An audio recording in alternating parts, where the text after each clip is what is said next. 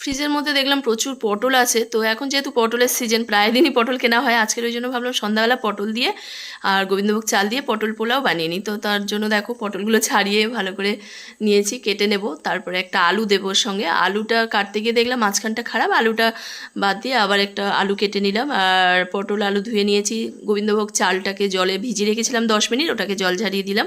আর প্রথমে সাদা তেল দিয়ে গোটা গরম মশলা ফোড়ন দিলাম, তেজপাতা দিলাম, দিয়ে আমি পটল আর আলুটা ভালো করে ভেজে নিয়েছি। এরপরে কাজু কিশমিশ দিয়ে আবার একটু নেড়ে ছেড়ে জল ঝরিয়ে রাখা গোবিন্দভোগ চালটা দিয়েছি। তারপরে একটু লাস্টে লবণ আর ঘি দিলাম, দিয়ে আবার একটু নেড়ে ছেড়ে তারপরে আমি গরম জল দিয়ে দেবো।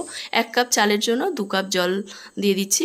দিয়ে এবার ঢাকনা দিয়ে ঢেকে এটাকে 5 মিনিট হাই হিটে ফুটিয়ে নিয়ে আর 10 মিনিটের মতো একটু স্টিমে দিয়ে রাখবো, গ্যাসটাকে কমিয়ে। তো একদম হয়ে গেছে পটল পোলাও, তো অনেকটাই হয়ে গেছে। আর দেখো লাস্টে একটু চিনি আর গরম মশলা দিয়ে নামিয়ে নেবো। চলো সৌনককে খাইয়ে দেবো। সারপ্রাইজ!